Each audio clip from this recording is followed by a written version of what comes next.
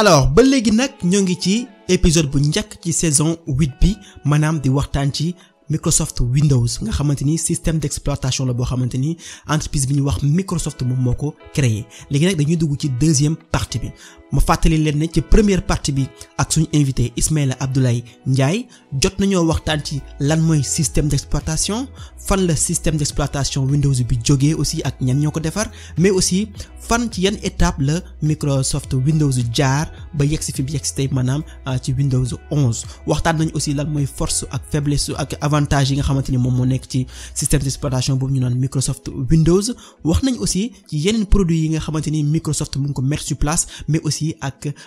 Windows Phone bi nga xamante ni projet la boo xamante ni Microsoft amoon na ko pour téléphone yi fan lañ ci tolloon ak yu demee noonu waxtaan nañ ci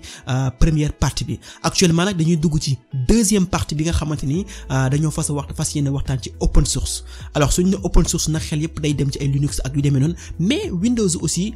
Microsoft aussi ñu ngi def ay jéego yu mag ci open source foog nag Ismaïla expliquer ñu loolu naka la demee mais aussi dinañ waxtaan ci initiative yi nga xamante ni Microsoft am na ko fii ci Afrique pour jàppale start-up yi mais start-up sénégalais yi aussi naka lañ mën a def ba jot ci ndimbal yooyu naka lañ mën a def aussi ba jot ci accompagnement yooyu noonu ak yu demee noonu mais aussi dinañ waxtaan ci beneen affaire bu am solo maanaam dañ ko for nag ci weewu béykat ne Microsoft ñu ngi waajal Windows 12 xaw ma dëgg la xaw ma lu dëgg mais nee nañ sax système d'exploitation la boo xamante ni day basé ci cloud bi alors dinañ ci waxtaan ak Ismaïla Abdoulaye Ndiaye ci suñu deuxième partie bi ay suñu dem.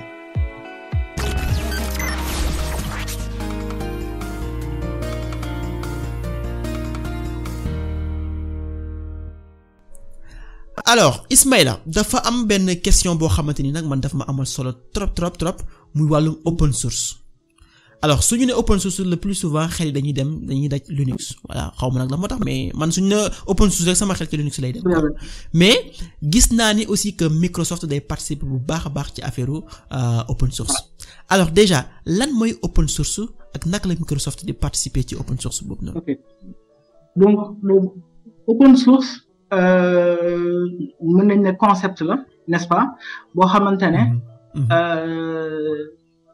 idée bi derrière moom mooy logiciel n'est-ce pas wala application yi nga xamante ne moom la ñuy defar n'est-ce pas nan la ñu mën a def ba nga xamante ne code source bi dafay nekk en libre accès moom mooy man par exemple mën naa développer sama benn application bi ñi ñaa ngi koy utiliser mais ma ne code source bi nga xamante ne moom ma tax a defar application bi damay permettre ñeneen mën ko utiliser soit pour defar beneen application wala pour mën a améliorer produit bi nga xamante ne moom laa defar n'est-ce pas donc principalement c'est ça l'idée de l'open source après donc souvent après di nga dégg voilà du ma ne sax amalgame mais du moment que on dit que voilà accès au code source dafay entre guillemets gratuit n'est-ce pas am na ñu bari ñuy xalaat ne donc open source va forcément dire gratuité n'est-ce pas wala produit bi may parce que am na différence nag open source ak gratuit am na différence. exactement mais souvent donc mën naa ne des fois même amalgame boobu mën na am parce que pour te donner juste une anecdote parce que bi ma waxee waa Sànnaar ma réetu di man bi ma nekkee Sànnaar Ubuntu man lañ ma daan oowee parce que j'étais trop à fond sur tout ce qui est Linux affaire yooyu et période boobu noonu je me disais que non Microsoft lan moo tax may jënd telle solution tu vois xam nga rek affaire de boy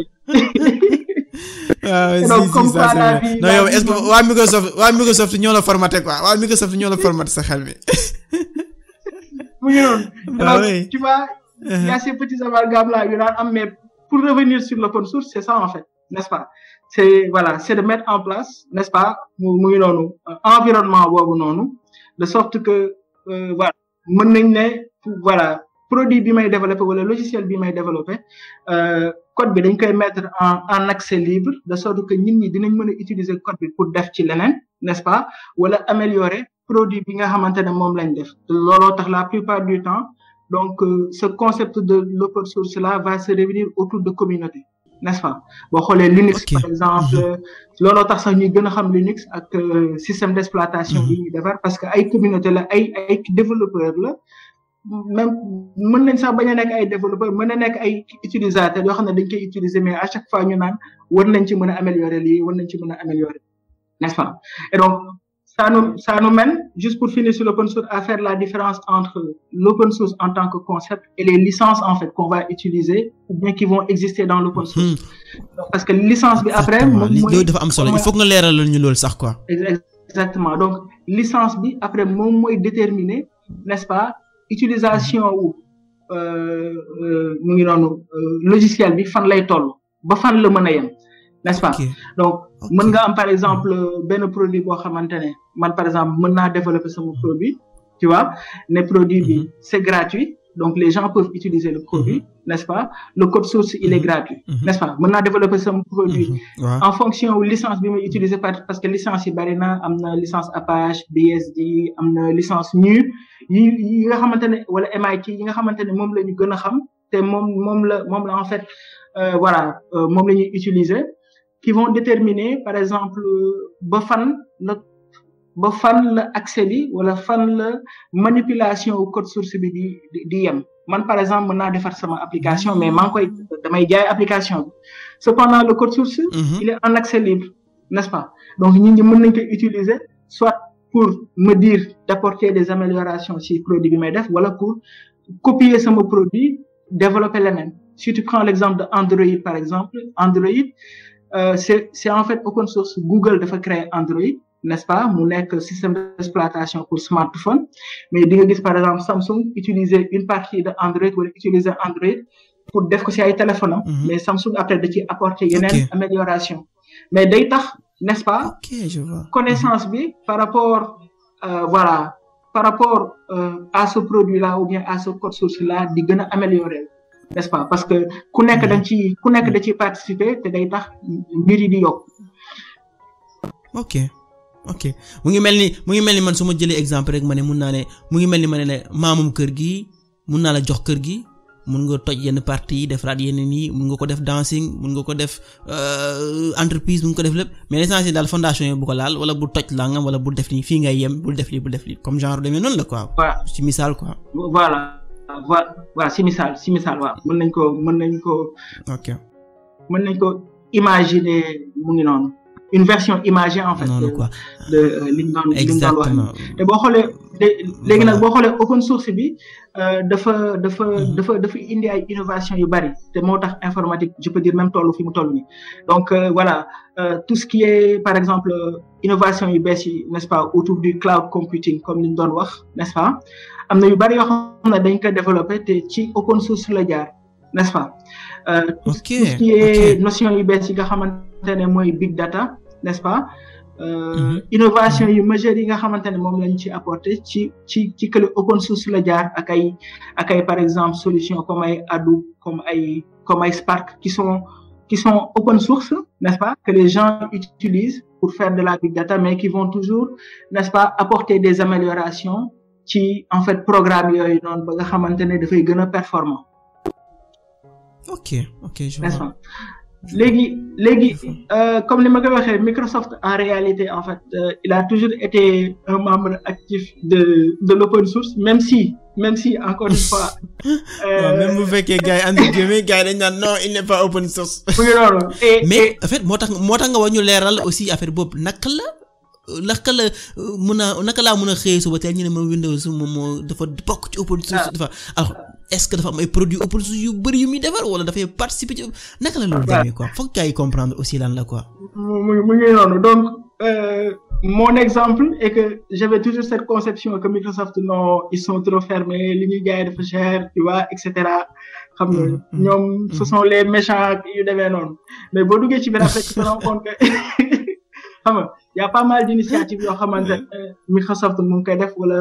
mu ngi koy apporter n'est-ce pas déjà comme xam nga maa ngi koy wax ne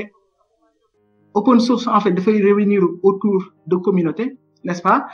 et boo jëlee communauté yi tu as par exemple la Linux Foundation tu as Eclipse Foundation tu as le PSF mooy Python Software Foundation n'est-ce pas tu as le Open Source Security Foundation etc. et donc Microsoft n'est-ce pas est membre ces fondations ou bien de ces communautés là en fait parce que acteurs yu bari comme ay Microsoft ay Oracle ay Google dañuy participer ci yooyu noonu initiative yooyu pour apporter n'est-ce pas voilà li ñu mën a apporter pour développer gën a mën a développer voilà tout ce qui est solution ou bien programme open source bu ñu xoolee Linux Foundation par exemple léegi avec par exemple Windows 11 boo xoolee Windows vient en natif avec un noyau su ma ko mën a expliquer non un noyau Linux par exemple yow sa Windows 11 wala même sa Windows 10 mën nga ci installer n'est-ce pas benn couche Ubuntu de sorte que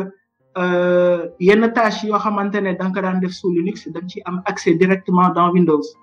et ça c'est vraiment quelque chose de très majeur boo xamante ne personne ne s'y attend. Innovation la n'est-ce pas ci oui ça c'est cohabitation boobu noonu quoi. Voilà mu ngi noonu n'est-ce pas. Bah oui. Et donc ça Microsoft a contribué maintenant n'est-ce pas voilà en grande partie sur le noyau Linux bi nga xamante ne moom mooy base système d'exploitation Linux yu bari yi nga xamante ne moom ngay gis fu mu toll nii par exemple il y a une application que la plupart des développeurs utilisent comme Visual Studio Code n'est-ce pas qui est en fait open source donc le code est en accès libre n'est-ce pas Flutter par exemple mi nga xamante ne Google moo ko moom Microsoft a travaillé sur Flutter ou bien travaille sur Flutter, n'est-ce pas? TensorFlow, qui est utilisé aussi beaucoup plus en fait, qui est un produit de Google. Kubernetes, par exemple, pour faire des conteneurs, etc. N'est-ce pas? Le framework React native, bi nga xamante ne moom la développeur yi di utiliser. Microsoft participe à ces frameworks-là, n'est-ce pas? En apportant soit ces lignes de code, voilà,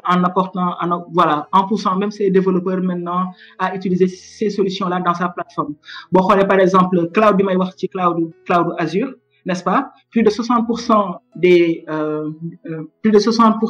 des images, voilà, des serveurs qui vont être dans le cloud de Microsoft sont des images à base de Linux ou bien à base de logiciels open source. Donc plus que les produits de Microsoft lui-même. Donc dans ce cas-là Microsoft en fait a fait quand même, n'est-ce pas, en fait yàgg na ko def mais maintenant dafa gën a fës. te xam naa looloo tax peut-être nag léegi mu xaw a du ma ne sax choqué gars yi mais mu ngi noonu. Voilà te dernièrement mënul nekk mu ngi noonu te li ma ci mën a yokk mooy Git par exemple GitHub bi nga xamante ne moom la nit ñi di utiliser.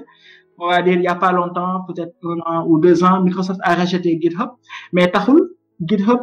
ni mu nekkee woon une plateforme open source, n'est-ce pas? Mu maintenir toujours cet aspect open source là te ba léegi dafa am yeneen innovation yu ñu ci yokk ba nga xamante ni léegi am na ay fonctionnalités yu bari yoo xamante ne yokk nañ ko ci GitHub et man je peux dire que c'est grâce à Microsoft en fait ak voilà toute la machine Microsoft bi muy kële indiwaale dans le monde de l'open source dina ci mën a apporter yenn innovation yi nga xamante ne gis nañ ko léegi ci GitHub par exemple. Voilà am na yu bari yoo xamante comme copilote bi comme pour développeurs yi nga xamante ni da lay mottali sa baram bu bëggee def benn code mën na la proposer ay. waaw xam naa ne yow j'ai def yenn implémentation yi rapide. j'ai moi-même oublié le nom am na par exemple GitHub Action. copilote la am na daal pas mal de voilà pas mal d'outils yoo xamante ni yu bees yoo xamante ni dina ñëwaat léegi bala ñuy. C'est ça. Donc voilà, juste en fait pour dire que Microsoft quand même a apporté ou bien apporte beaucoup d'innovation en fait dans ce secteur-là. C'est GitHub Copilot. Copilot exactement. Ok, exactement. Alors bi may préparer sànq épisode bi aussi ci fan yii nii gis naa aussi affaire yu am solo yu Microsoft di def fii ci Afrique maanaam ay initiative yu am solo ngir dimbale yenn entreprise yi maanaam entreprise yu ndaw yi start bi yi nga xamante ñoo nekk ci suñu réew yi ci wàllum financement ci wàllum formation mais aussi ci wàllum jotale leen aussi ci yenn marché yu mag yi nii alors liggéey boobu Microsoft di def fii ci Afrique est-ce que Sénégal moo ngi ci biir parce que ñun Sénégal moo ñu intéressé c'est pas parce que dañoo fermé wu wala jamais mais en fait ku loo gis rek am na fu muy tàmbali quoi ñun fu mu toll nii Sénégal moo ñuy intéressé quoi tu vois est-ce que tey liggéey yooyu nga xamante ni Microsoft moo koy def fii ci Sénégal mu ngi koy def est-ce que Sénégal am nañ ci wàll start-up yi nekk ci Sénégal ñu ci am seen wàll est-ce que opportunité yooyu aussi entreprise sénégalaises naka lañ mën def ba jot ci. tout à fait donc boo xoolee bu baax Microsoft aussi am na quand même une histoire par rapport à ça et effectivement comme ni nga ko wax peut-être la plupart du temps en fait duñ ko xam mais voilà ce sont des initiatives yoo xamante ne Microsoft mu ngi koy mettre en place pour accompagner start-up yi partout donc depuis des années amoon na benn initiative bu ñu doon oowee BizSpark n'est-ce pas BizSpark en fait dafa nekkoon benn initiative boo xamante ne toi yow tu es une start-up n'est-ce pas tu as une idée wala tu as déjà ta start-up qui est développée tu l'exposes à Microsoft à travers une plateforme n'est-ce pas ils analysent ils trouvent que c'est intéressant ils te valident après ils vont t'apporter un accompagnement donc ça va être sur des produits Microsoft yoo xamante ne c'est des produits entreprises n'est-ce pas yoo xamante ne on va te donner ça gratuitement n'est-ce pas boo tolloo même si yenn niveau yi di nga mën a am de l'accompagnement du mentorat n'est-ce pas des gens qui travaillent à Microsoft donc depuis quelques années Microsoft aussi a mis en place une initiative qu'on appelle Microsoft for Africa qui s'oriente beaucoup plus n'est-ce pas donc dans l'apport ou bien dans l'accompagnement d'initiatives en Afrique et donc dans ces initiatives là amoon na aussi cette partie-là donc d'accompagner les startups n'est-ce pas ou en plus de l'accompagnement BizSpark bi ma doon wax dañ ci apporter tout ce qui est accompagnement sur la mise en place de ton business l'accompagnement ou bien le développement de ton business donc am na ay initiatives yu bari n'est-ce pas moi à l'époque je me rappelle par exemple si biir For Africa dafa amoon benn initiative bu ñu doon tuddee My Skills for Africa boo xamante ne donc par exemple yow nga nekk start-up da ngay exposer sa idée wala sa initiative ci plateforme donc quelqu'un qui travaille à Microsoft s'il voit par exemple que ce projet est intéressant il peut contacter For Africa ne ko j'aimerais bien accompagner ces gars-là et For Africa s'occupe de tout donc la personne peut être aux États-Unis il se déplace au Sénégal pour toi passer quelques jours avec toi tu vois apporter peut-être son expérience par rapport à ça en fait c'est en fait un des exemples man par exemple bi ma nekkee au niveau de l'équipe des développeurs l'un de nos objectifs aussi c'était d'accompagner les startups n'est-ce pas donc dans ces espaces donc quand même initiative yi bari na et c'est des initiatives pour l'Afrique et récemment Microsoft en fait dafa mettre en place benn en fait bureau bu bees wala département bu bees bi ñu tuddee ATO donc African Transformation Office et c'est toujours dans cette initiative-là d'apporter plus d'innovation en termes de transformation digitale ou bien transformation économique donc si en fait initiative ATO boobu noonu n'est-ce pas en même temps Microsoft dafa lancer au niveau mondial benn initiative boo xam ne on va dire dafa remplacer BizSpark comme bi ma doon wax sànq bu ñu tuddee Founders Hub et donc l'objectif de Founders Hub en fait il va pas seulement donc accompagner les startups dans la partie technique et tout mais dafay apporter encore un plus n'est-ce pas en apportant par exemple tout ce qui est partenaire comme ay accélérateur comme ay incubateur yoo xamante ne dinañ mën a accompagner startup n'est-ce pas dina apporter aussi un autre niveau n'est-ce pas pour mettre en place benn réseau boo xamante ne di nga ci gis ay business angels ay investisseurs yoo xamante ne ils peuvent être intéressés par une start-up et donc réseau boobu noonu dafay faciliter n'est-ce pas l'accès à des financements et donc dans cette initiative-là n'est-ce pas ATO en fait a pris l'initiative de Founders Hub ou bien l'initiative Founders Hub passe à travers ATO en Afrique pour mën a dérouler loolu yëpp ok et donc dans leur en fait, dans leur communication, ils ont dit, en fait, leur objectif est d'accompagner, on va dire, près de 10 000 startups africaines dans les années à venir. Donc, pas seulement sur l'aspect technologique, mais aussi, comme nous l'avons l'accès, n'est-ce pas, au réseau des incubateurs et des accélérateurs pour nous améliorer ces produits, améliorer leur business, mais aussi l'accès à l'investissement. Et eux, dans leurs objectifs, ils veulent en fait, pouvoir apporter près de 500 millions de dollars d'investissement potentiel pour ces startups-là. Okay. Donc, prenons les startups sénégalaises, n'est-ce pas? Mais encore une fois, il faut le voir de beaucoup plus, en fait, global, africaine, parce qu'une startup sénégalaise est une startup africaine, en fait. Donc, ce qui veut dire que ces startups-là peuvent bel et bien bénéficier de ces initiatives-là. Donc, Founders Hub, comme nous l'avons dit, donc, déjà, ils ont un portail en libre service, n'est-ce pas? Bon, boo ci bëggee accéder da ngay def startup avec s.microsoft.com. Yow, en tant que startup, donc, tu remplis un certain nombre de procédures. Donc, en fait, tu t'inscris, tu partages ton idée, tu vois. Et donc, bu ñu gisee ne, par exemple, ton idée est, par exemple, intéressante, peut être accompagnée. Déjà, ils vont t'octroyer, comme li ma wax sànq, outil Microsoft yi nga xamante ne moom la ñuy utiliser comme Microsoft Azure, n'est-ce pas? Ak yeneen outil, ak produit Microsoft yoo xamante ne yow di nga ko soxla pour développer ce produit. Mais en même temps, ils vont t'aider et ils vont te faire rentrer, n'est-ce pas, dans ce réseau, comme ni ma ko waxee, d'incubateur. Peut-être ñun au Sénégal, le réseau d'incubateur bi ñu gën a xam peut-être mooy Seedstars. Je sais pas naka ko dégg, parce que depuis quelques années. Non, maa ngi ko door a dégg tey. Donc depuis quelques années doon nañ def ay initiatives, mais ils rentrent maintenant, n'est-ce pas, dans ce réseau-là que Microsoft veut mettre en place. Il y a un ensemble de réseaux d'incubateurs, en fait, comme Gridstone, Seedstars, qu'on connaît beaucoup plus dans la région ouest africaine, mais il y en a pas mal. OK? Et donc, boo jaaree si réseau d'incubateurs yooyu noonu, si initiative yooyu nga mën a accéder peut-être après à des opportunités de financement qui vont exister. Donc, pour moi, tout le monde,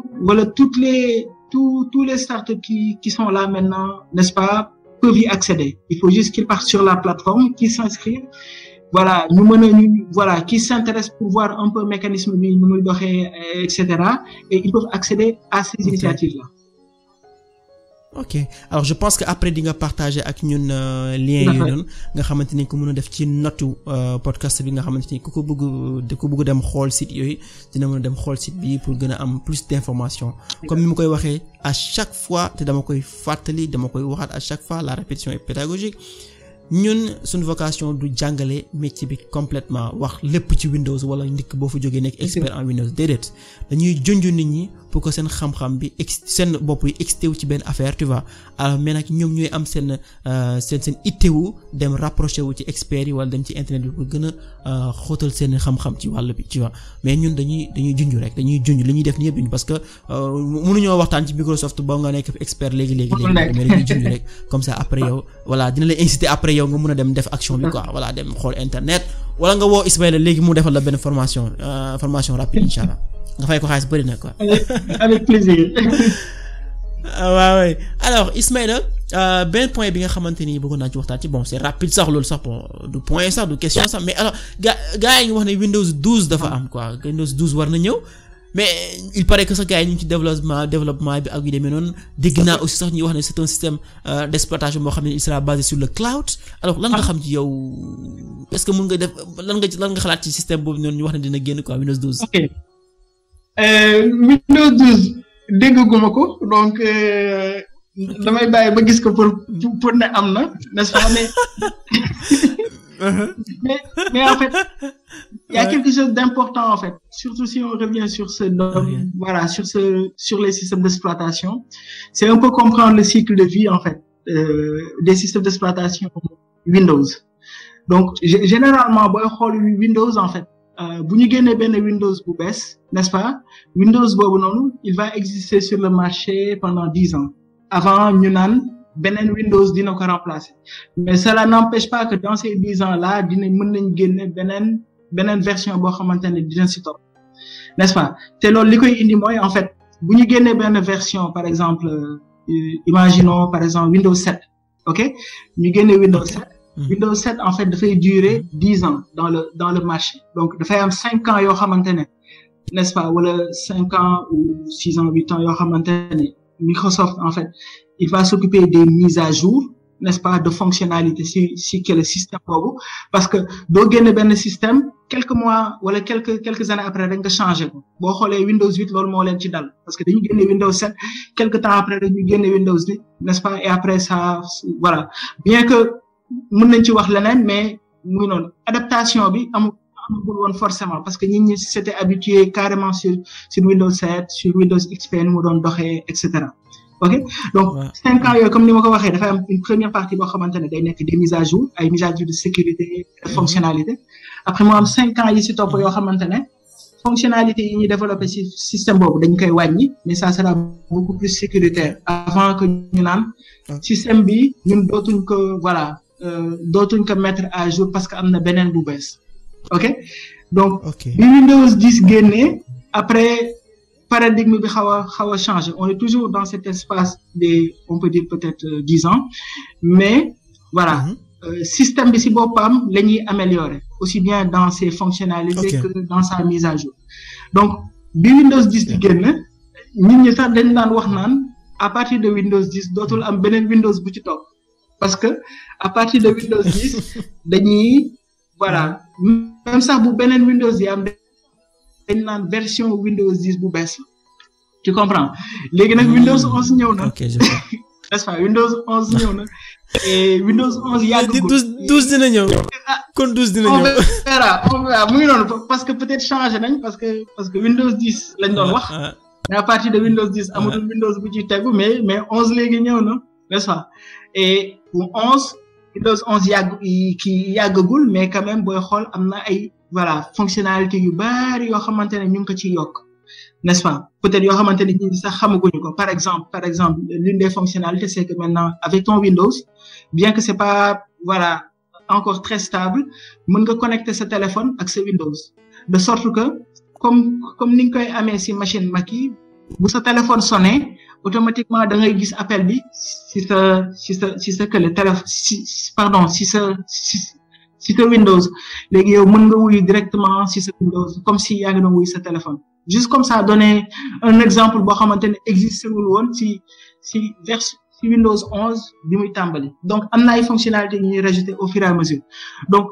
parlant de Windows 12 et faisant référence à un Windows Cloud n'est-ce pas Windows actuellement am na benn Windows sur le cloud bu tudd Windows 365 donc Windows 365 n'est-ce pas c'est actuellement donc en pré-utilisation mais ça existe actuellement sur le cloud d'Azure qui te permet d'avoir un ordinateur sur le cloud et mon avis à moi en fait il fallait forcément passer par ça parce que man xalaatoon naa dans tous les cas on arrivera à un moment où ce concept d'ordinateur là où tu as des processeurs des RAM kii naan am naa i7 kii naan am naa i10 15 gigas 16 gigas loolu dootul amati yow benn écran rek ngay am n'est-ce pas après di nga am benn ordinateur boo xamante ne mu ngi quelque part dans le monde te mën nga ci yokk puissance bu la neex et actuellement ça existe donc ils ont mis en place Windows 365 boo xamante ne à partir de Azure ou bien on va dire à partir de Windows 365 mën nga commander benn ordinateur qui est sur le cloud n'est-ce pas ak une petite application boo xam ne da nga koy installer sur ordinateur tu vas accéder à cet ordinateur là te boo ko tijjee ak maintenant le développement de la technologie de internet de 5G bi di ñëw et tout tu vas utiliser l'ordinateur comme si tu étais sur ton ordinateur parce que ça va être aussi rapide que ce ordinateur et ça va être plus puissant que ton ordinateur parce que tu peux voilà augmenter la puissance comme tu veux puisque c'est le cloud donc pour finir est-ce que Windows 365 boobu après moom lañ naan Windows 10 man xawma mais juste pour dire que effectivement en tout cas gaa ngi koy wax ci internet bi man quand j'ai fait des recherches di préparer émission bi j'ai vu ay Windows 12 ma ne waaw kon 12 dafa war a am tu vois mais ma ne naa ko laaj expert bi ba xam quoi loolu la ci xalaat est-ce que gars yi yootaluñ la ko quoi yëgaguma en tout cas Windows 12 mais Windows 365 effectivement actuellement am na te boo xoolee ak voilà pas plus tard la semaine passée parce que chaque année Microsoft en fait dafay organiser benn conférence bu mag boo xamante ne ci lay génnee innovation yu bees yi nga xamante ne mooy ñëw et cetera et donc ci innovation yooyu noonu ils ont parlé de Windows 365 voilà genre ils en ont parlé officiellement mais voilà depuis quelques mois auparavant doon nañ wax naan Windows 365 dina ñëw te day nekk sur le cloud donc on verra ce que nous réserve Windows 12 très bientôt. On verra. Alors franchement Microsoft nag dañu war na fay quoi parce que on est en train de faire de la publicité pour ñoom de expliquer que non mais gars il doit être partenaire avec Wolof Tech quand même hein nekk sponsor quand même je pense. Il le faut. bàyyi naa ko sa loxo il le faut. bàyyi naa ko sa loxo mais en fait ñun li ñu gën a intéressé mooy fexe ba suñu communauté maanaam tous les Sénégalais puissent comprendre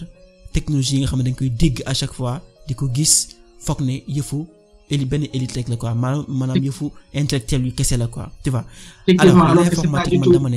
c'est l'affaire non c'est pas diable l'informatique c'est l'affaire de tous tu vois la technologie kon c'est l'affaire de tous ñëpp ko moom tu vois alors kenn ku ci nekk am na benn xalaatam bu war a mën a am ci biir c'est pas parce que jàngaloo ko dooy réfléchir c'est pas parce que jàngaloo ko amoo problème c'est pas parce que jàngaloo ko mënoo am ay xalaat tu vois alors ñun nag en tant que ñoo xamante ni on est am nañ chance am tuuti dem fréquenter yenn écoles yi am tuuti xam-xam tu vois tuuti nag laa wax parce que tuuti xam-xam rek la yam tu vois am nañ chance boobu wañoo war a nag fexe ba sunu ñoñ ñi nga xamante ni ñu ngi nekk ak ñoom maanaam sunu ñeneen ñi nga xamante ni amuñ chance dem def études yu mag yooyu ñu expliquer leen lan leen jàngi woon mu ngi mel ni koo xam ne da nga ko sas rek ne ko demal defi benn mbir su demee nag ba def ko ba pare dafa war a ñëw je sais pas delloo la njukkal wala xaw ma nu mu ko mën a expliquer noonu quoi mais delloo war la mbir mi expliquer la ko alors man ci logique boobu lay demee moo tax j'ai pas peur man du may bañ di wax ci technologie yëpp wala ci outils yu mu nekk ci àdduna bi même bu fekkee ne ñooñu voilà dañuy def publicité pour ñooñu man voilà on s'en fout quoi voilà l'essentiel mooy na Sénégalais yi comprendre exactement lan mooy njëriñu technologie yi nga xam ne ñu ngi koy gis foog ne c'est inaccessible alors que ñoom am nañ ci wàll te parce que li ci gën a importance nga xam ne la Ismaïla mooy tey soo xamee existence outil bi ak li muy def ak nangam même boo nekkul expert sax mën na la pousser nga dem jege beneen expert mu expliquer la lii naka la te bu fekkee ne mën na la aider aussi ci sa business bi ngay def wala ci sa liggéey wala ci lu mënti doon ci li ngay def donc yow di nga dem approcher wu ci expert yi ñu expliquer la nga xool nag nga mën a travailler ak ñoom et je pense que développement foofu lay commencer quoi. wax nga lépp. Machallah. Alors Ismaïla lan moo nekk nag sa mot de la fin parce que agsi nañ ci fin épisode bi ak ban message nga bëgg lancer étudiants yi entreprises yi ak ñëpp quoi. Déjà c'était pas long et c'était rapide quand même parce que. Oui allô. Oui alors ma lay dégg allez vas-y. Non mais écoute mon message je pense tënk nga sama message li nga wax rek laa doon wax. laa bëggoon wax que technologie bi c'est pas du loo xamante ne war na mën a nekk kiiraay ci ñun n'est-ce pas ak que luñ ko mën a fuñ ko mënti dégg ak lu mu mënti kawe li nit ki li ko war a gën a soxal moom mooy mu am volonté wu intéressé wu ci dara n'est-ce pas te monde bi léegi actuellement fa la jëm si monde technologique la jëm donc man sama message je le lance beaucoup plus aux étudiants aux entreprises qui viennent de démarrer que ne la technologie est là pour eux et surtout les étudiants qui vont être l'avenir de notre pays man dama ci boole waale sama bopp ndax man ci ndongo daara yi laa bokk ba léegi waruñu tënk suñu bopp. ci lañ masal nun gi ci lañ bokk ba léegi. mu ngi noonu ci lañ bokk. donc ñun waruñu mën a tënk suñu bopp ci accéder ci technologie yooyu du moment que am nañ smartphone am nañu internet n'est-ce pas donc lépp li nga xamante ne ñu ngi koy mën a dégg ci kële àddina bi mu nekk lu ñu mën a oowee ay innovation mu jaaree ci technologie parce que technologie pour man véhicule la rek pour mën la jëlee fenn yóbbu la feneen n'est-ce pas te ni ko kële américain bi di utiliser ni ko français bi di kële utiliser ni mu mënee dugg ci oto man tamit noonu laa war a mën a duggee ci oto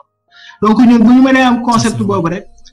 ànd ak volonté bi pour mën a accaparer aussi connaissance boobu parce que connaissance bi c'est disponible n'est-ce pas dara mënatuñu tënk pour mën a def ay mbir ba pare mën a améliorer parce que l'objectif final mooy améliorer la vie de notre environnement à nous et donc man message boobu rek laay lancer et voilà donc on parlait tout à l'heure de certaines initiatives qui sont là il faut que muy noonu entreprises yi start-up yi intéressé aussi même étudiants yi intéressé aussi un des exemples par exemple c'est que Microsoft a une compétition internationale qu'on appelle Imagine Cup